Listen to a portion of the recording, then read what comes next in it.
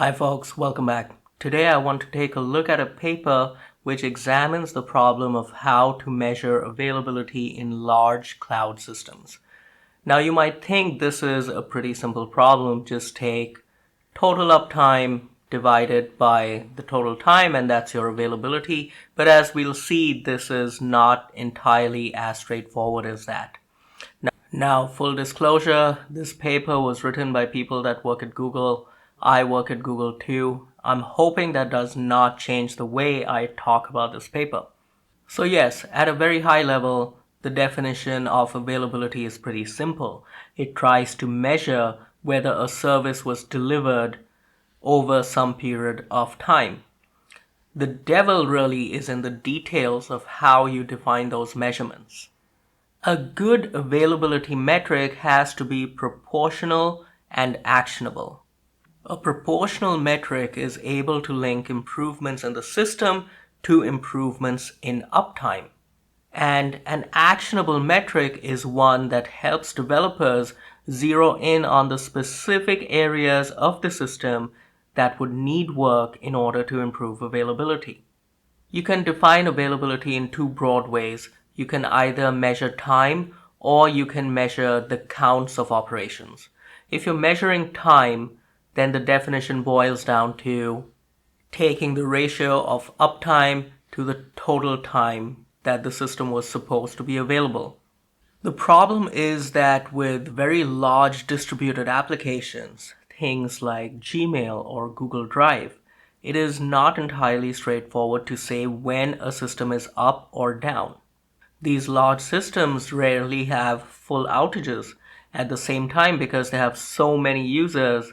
There's always a tiny fraction of users that may be facing problems.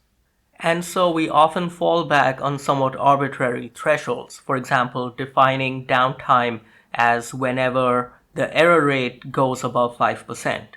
The problem with that arbitrary threshold is that it treats a system with 100% downtime the same as a system with 5.1% downtime. It also fails to capture how many users are affected. Downtime during off-peak hours is counted exactly the same as downtime during peak hours.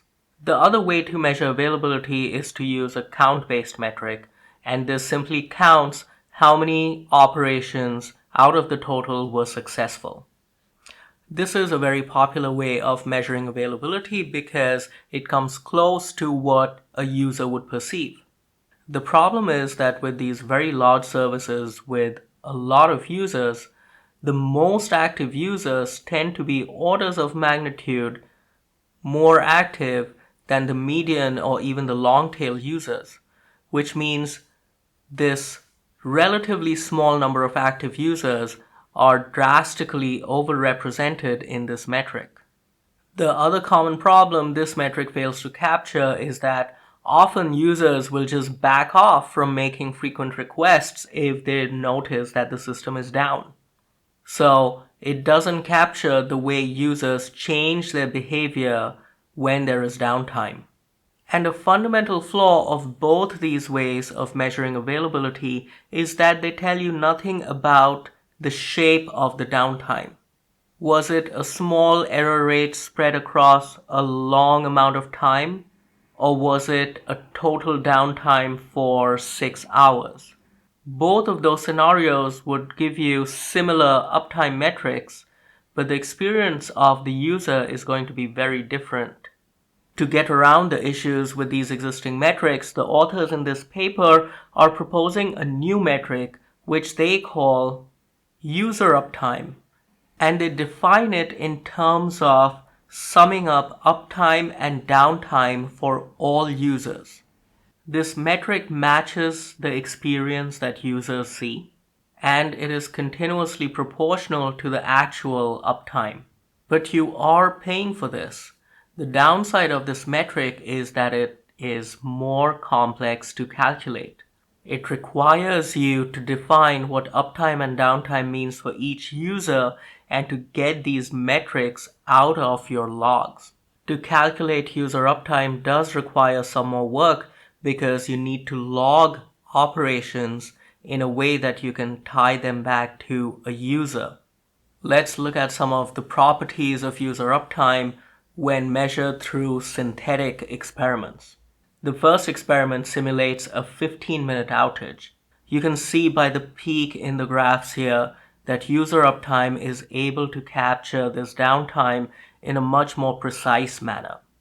When you take values of user uptime over different windows of time, starting from the smallest all the way to the largest, like a month or a quarter, you can get even more insight into the shape of the availability of your system. Take this graph, for example, which shows the windowed user uptime of a service over one whole quarter. So how should you read this graph? You can see that the overall availability over the entire quarter was just above 99.99%. You can also see that there were some windows of time ranging from 1 minute to about 2 hours where the availability fell to 92%. And this inflection point in the curve over here tells you that there was an outage lasting about 2 hours, and that is what brought the availability down to 92%. Over larger windows of time, the availability was higher. The authors were nice enough to publish in this paper a windowed availability graph for Google Drive and Google Hangouts. You can see that even though both of these services had availability of over 99.99%, the shapes of these two graphs tell you that the kind of downtime they suffered was very different.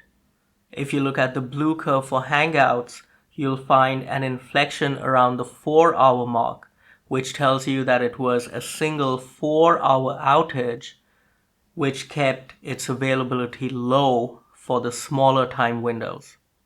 Looking at the red curve for Google Drive, you'll see no such inflection point.